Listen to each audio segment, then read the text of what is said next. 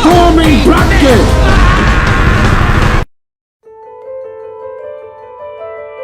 The Little Things is currently on HBO Max, I believe still as of the filming of this review, and it was also in theaters, still in theaters actually, but I say that because I caught this kind of late, and I actually got to see the last Dolby showing at my theater, so glad I got to see it in that format. But I was very much so looking forward to this movie because it's a John Lee Hancock movie, and I'm planning to actually rank his films down below, so stay tuned for that. I have one more of his films to watch, but John Lee Hancock is a director that's quite intriguing. Like, when you look at his filmography, you know, it's kind of like, wow, he does a lot of different genres. So I was curious to see what he was going to do with a crime thriller mystery that stars Rami Malek and Denzel Washington. The trailer looks very much so intriguing, so I knew I was going to watch it in theaters. No question about it. COVID-19 or no COVID-19. I'm very much so, you know, someone that tries to keep protective. And I was the only one in the theater. And I have to say, although I know the theater was losing money because of that, I was very happy I was the only one in theaters because I was able to immerse myself in this movie. This is by no means a perfect movie. In fact, this is a movie that's deeply flawed. But I would be lying to you if I didn't say that I was engaged.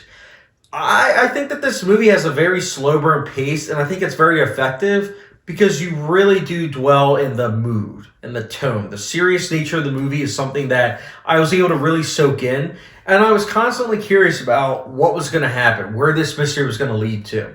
And it helps also that you have two veteran actors. You have Rami Malek and Denzel Washington, two actors that I absolutely love. And although Rami Malek's character, I'll get into the negatives, I think that his character works well with Denzel Washington's. I think the two of them work very well together.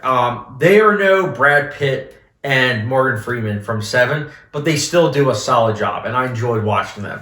Thomas Newman gives yet another great score. I think that this score is not one of his best, but it's very much so enjoyable while watching the movie, and I did listen to the score after the movie on its own, and it works very well on that front too. I especially love the one track when they're actually, like, you know, driving at the end, following Jared Leto's character. That was something that I was very much so, like, really digging. And the sound mixing for the movie is also really good. It's very nuanced, which I thought really worked with what the movie was going for, because there's not a lot of big things that happen in this movie. So when there is, like, you know, an actual build-up of the score and, you know, the little nuances, I think it really builds to something that really impacts the film.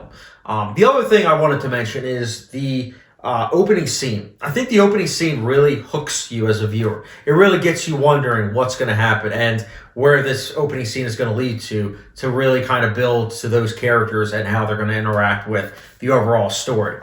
And although, again, the story is very derivative in terms of, like, the actual premise, and actually, I'm not even going to lie, some of the execution is also very similar to Seven, but it still manages to kind of weave those cliches and still make it entertaining, at least while watching it. And that's where I'm going to get into, actually, before I get into the negatives, I wanted to also mention the cinematography. Very dark looking, but it works well.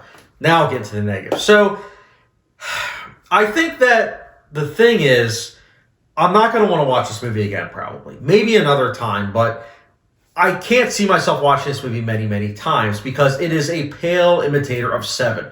When you actually finish the movie, you kind of look back and say, you know what, while watching it, it was entertaining, but I don't know, man. I'm not going to come back to it that much. And I think it's because of the overall payoff. The payoff gives me a lot of recollection of realizing and pondering that this movie isn't that deep. It's dealing with characters that in the moment you kind of understand where they're coming from, but by the end you're kind of like, I don't know, man. I don't actually fully know you. You're kind of two-dimensional. And that's very much so the case with Rami Malek's character. I love him as an actor. Mr. Robot is an amazing show. I think he's a great actor. But his performance kind of sometimes wasn't the best. And I think it might also have to do with some of the dialogue. Some of the dialogue was a bit unintentionally funny, which was kind of a surprise because, you know, John Lee Hancock by no means is he a fantastic director, but he's usually able to make entertaining dialogue. And I felt like some of those times it kind of fell into schlock in terms of the dialogue, which is a shame. Also, I wasn't a fan of what they did with Jared Leto's character. His arc, I thought, was kind of something that on paper worked, but the actual execution, I think, fell flat because although it's something that you could argue is a little bit different, I think that it doesn't really build and mesh well with the underdeveloped characters. Had these characters been more fleshed out, I think that me as a viewer would probably really be impacted by what happened. Again, not spoiling anything, but there's that. And then also, the last thing I always want to say is that when a movie has this slow burn and it has a payoff that isn't really engaging or interesting, that's when I take issue. And that was the case with this movie. I was engaged until I wasn't. And when I wasn't engaged was when it kind of fell into that third act. And I think that third act, that from a script standpoint, I think that I'm sure that if I read the script, it'd be like, this is interesting. But the execution just did not work for me personally.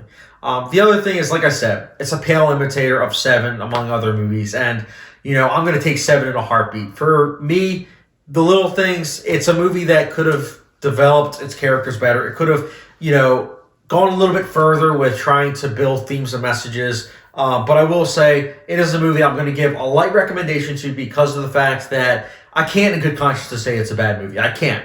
It's a movie that does have its fair share of positives, but also fair share of negatives, which is why I'm going to be giving The Little Things a 2.5 out of 5-star rating, which, no hot sauce rating. So, curious to hear your guys' thoughts about The Little Things. It's, again, still in theaters, so if you're not going to see it in theaters, it's on HBO Max. So either way, curious to hear your guys' thoughts down below. And as always, don't forget subscription, notification bell, and I'll catch you guys later.